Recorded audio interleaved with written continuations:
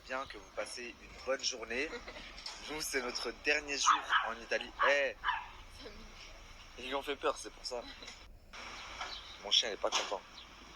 Qu'est-ce qu'il y a, Samy? C'est qui eux? C'est qui? Bref, qu'est-ce que je voulais vous dire? C'est notre dernier jour en Italie, donc à partir de demain, je reprends les stories normales. Ce soir, je vous donnerai quand même une exclusivité que je viens d'apprendre, et croyez-moi, c'est chaud, mais je suis content parce que ça veut dire que la justice commence à faire son taf.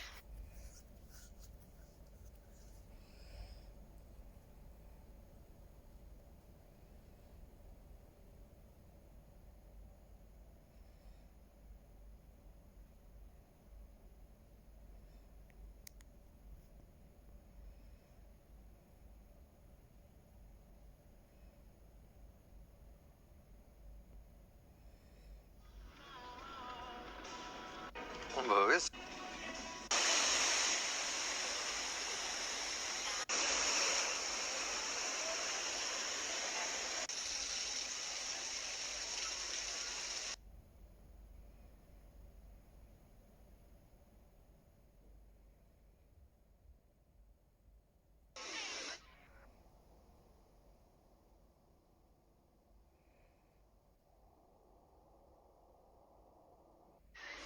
Ils ont cru mon chien, c'était un chien public. Depuis tout à l'heure, il y a des gens qui viennent le prendre en photo. Ils draguent les belles italiennes. Il drague les belles italiennes, ouais. C'est un tombeur, mon chien.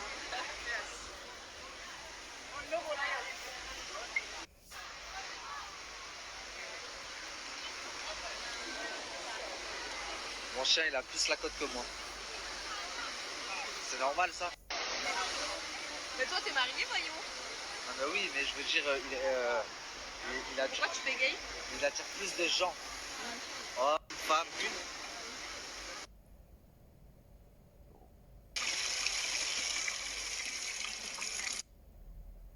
Les amis, c'est hala de se promener dans les rues de Rome. Il y a un petit brin d'air, il fait Moi chaud. aussi, il nous manque une petite glace à la main. Pas à la main, en terrasse. On va se poser en terrasse. Ça, c'est des bonnes. Samy, c'est son copain de vacances. Je pense qu'il y a un truc dans sa manche qui le tient.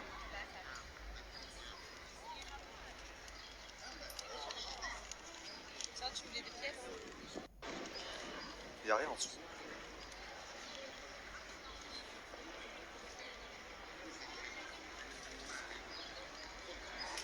Je crois qu'il y a un truc dans sa manche là qui le tient.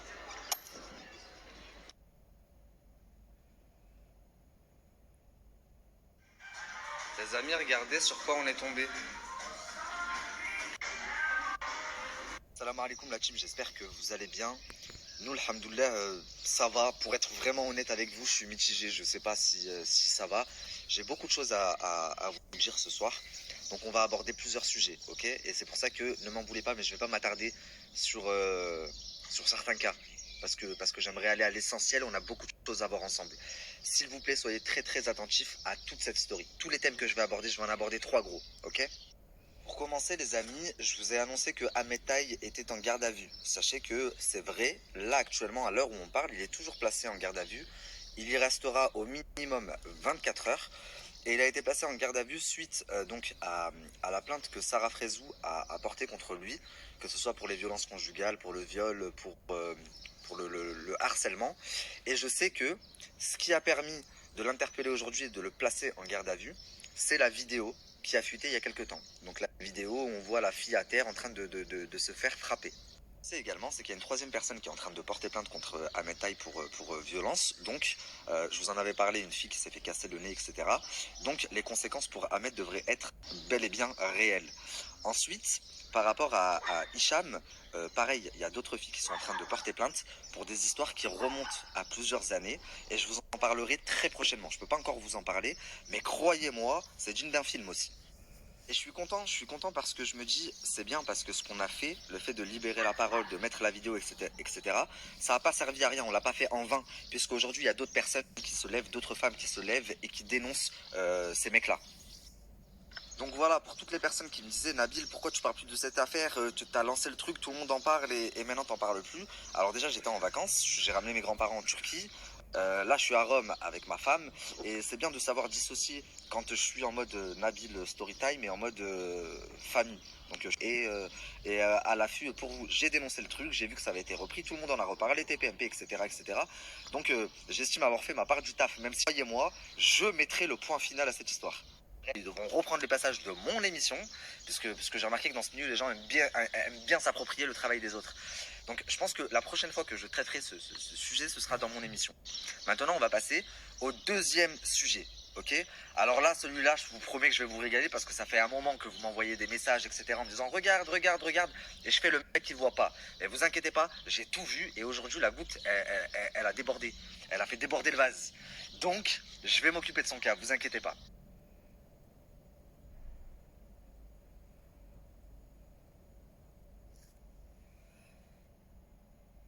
Bon, du coup, les amis, on va commencer la story. Juste avant, je vais vous annoncer le sujet de fin. Le troisième sujet dont je voulais vous parler, c'est Baby Driver. Donc, arrêtez de m'envoyer des messages, je vais en parler. Puisque depuis ce matin, vous êtes littéralement en train de me harceler. Je vais d'ailleurs reposter des messages pour savoir ce qu'il en est, etc. Même si c'est pas à moi de prendre la parole et que je voulais pas prendre la parole, j'ai décidé de le faire. Donc voilà. Mais là, pour l'heure, c'est pas de ça dont je vais parler. Donc s'il vous plaît, soyez très très attentifs.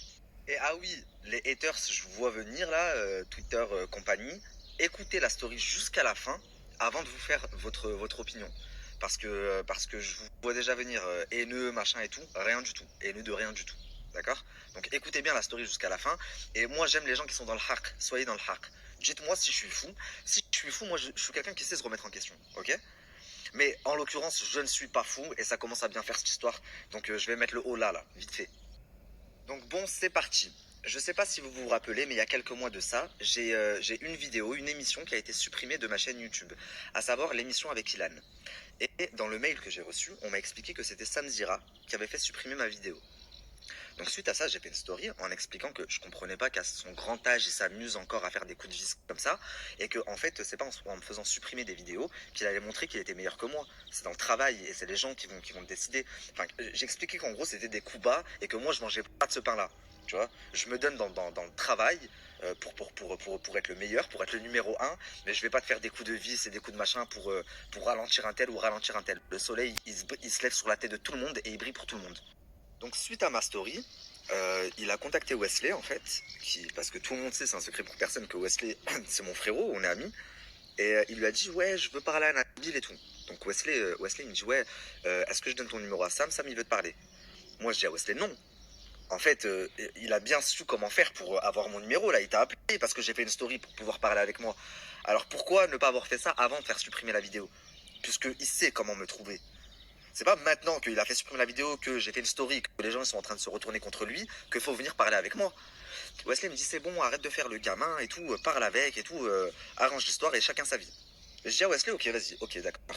Wesley, de toute façon, il est toujours comme ça, il veut toujours arranger les histoires, il évite le conflit un maximum. Donc je me dis, ok, thank you. Je me dis, il a raison, vas-y. Je dis à Wesley, donne mon numéro à Sam.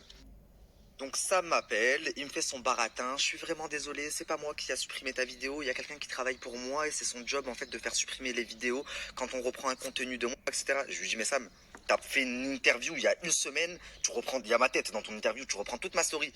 Il me dit non mais on a Snapchat et Instagram, on a le droit, mais YouTube on n'a pas le droit, je te le dis même pour toi, ça t'aidera pour les futurs.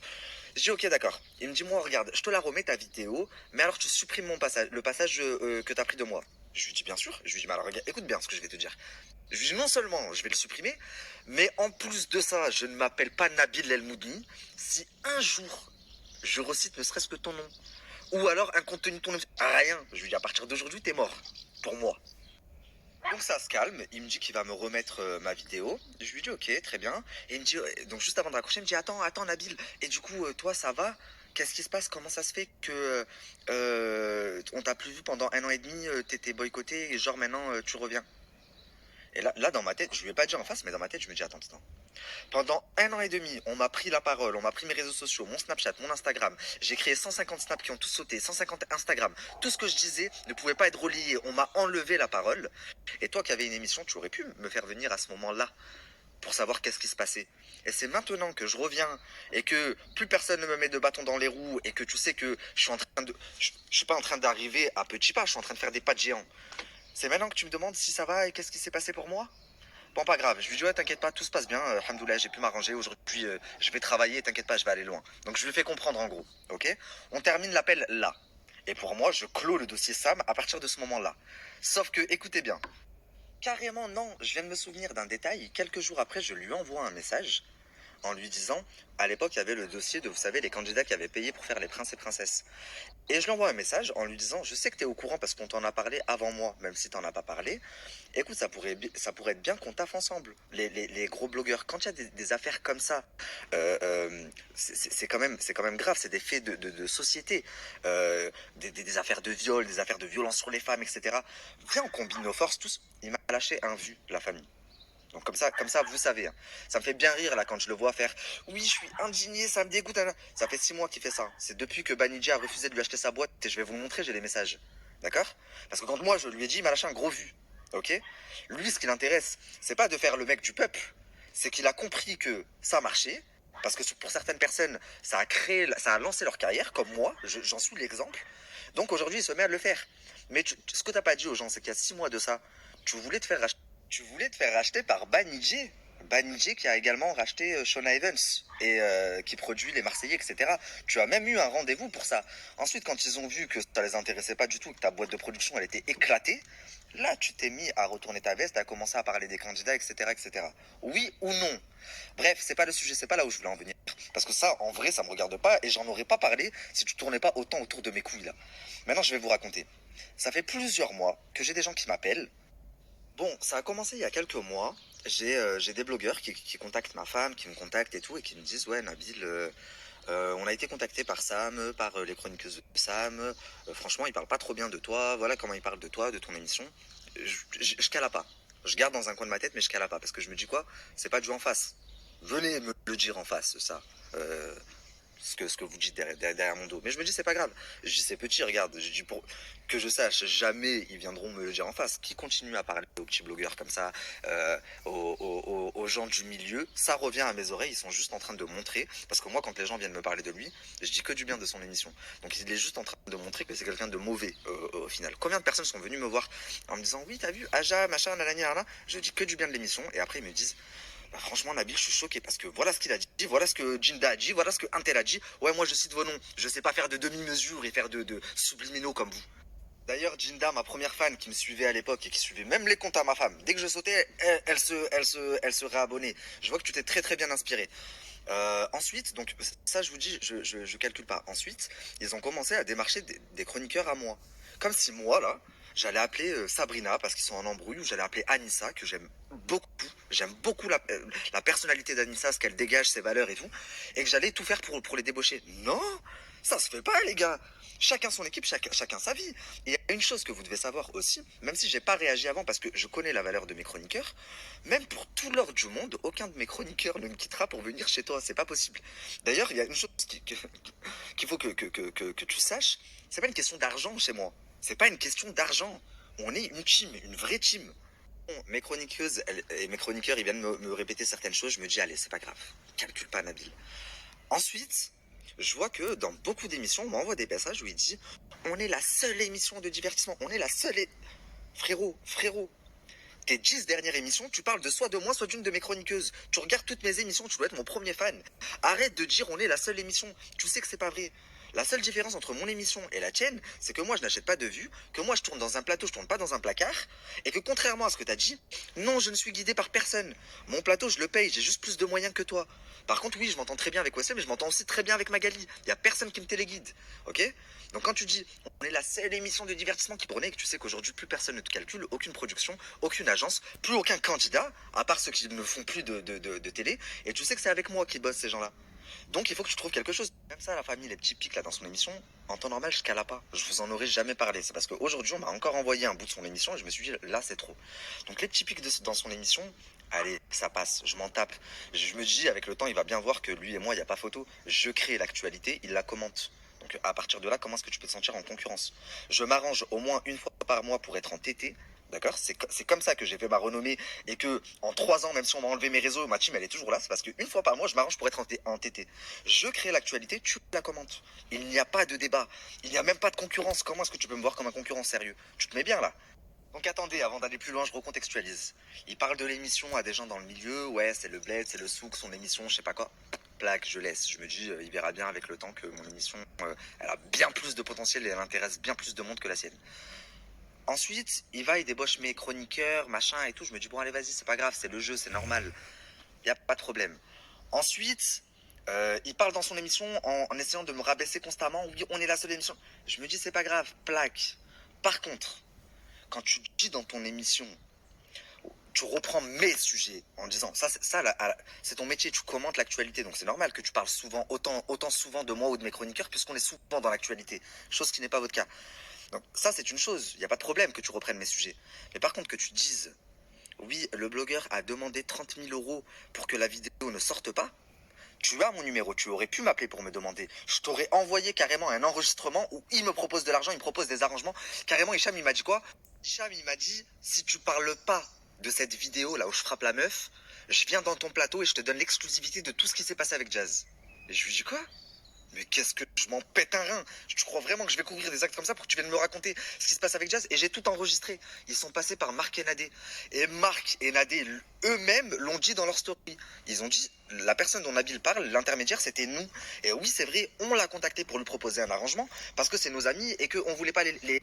Ils regardent toutes mes stories comme ils regardent toutes mes émissions, de même qu'ils regardent toutes les stories de Marc et Nadé. Mais non, ils ont fait abstraction de cette partie-là et ils ont dit, apparemment, le blogueur a demandé 30 000 euros pour pas que cette vidéo sorte et c'est pour ça que Hicham il a mis lui-même. Non, non, non, non, non, non. Hicham il a mis lui-même parce qu'il a vu que son arrangement ne m'intéressait pas et que j'ai refusé tous les arrangements qu'ils m'ont proposés. Donc il a sorti avant que je la sorte, en effet. Donc t'as vu, essaye de me rabaisser tant que tu veux, c'est pas grave, les gens savent ce que moi je vaux. Essaye de débaucher mes chroniqueurs tant que tu veux, c'est pas grave, je sais ce que eux ils valent. Essaye, dénigre-moi tant que tu veux, toi, parler de toi et je vais te terminer. T'as vu? Une darba chez Nunji. Je vais pas te faire plein de petits coups, plein de petits coups. Je parle même pas de tes faux comptes YouTube là qui viennent commenter mes vidéos, t'as vu? Parce qu'en plus, tellement que t'es intelligent, tu utilises la même adresse IP pour tous les mêmes comptes. Tu vois ce que je veux dire? Donc, regarde, fais tes émissions, reste à ta place tranquille. Et t'as vu, toi, ton émission, c'est toute ta vie. Tu fais 15 émissions par semaine. Nous, pour nous, c'est du divertissement, c'est pas du taf. On a une vie professionnelle et familiale très très très remplie, tous autant par notre emploi du temps. Contrairement à vous, l'émission c'est toute votre vie. S'il n'y a plus l'émission, vous faites plus rien quoi. Essayez d'être plus récurrent, regardez Sam. Non mais en fait, lui il a que ça à faire de sa vie, temps par semaine. Vous savez la famille, je vais finir là-dessus. Je vous invite à aller regarder une vidéo qui va sortir demain sur ma chaîne YouTube. Et c'est une vidéo des off. Mon staff, mon équipe, parce que vous voyez les tournages Nabilflix, mais vous voyez pas ce qui se passe derrière. Et Noémie, elle a eu la très très bonne idée de faire venir des caméramans pour filmer ça.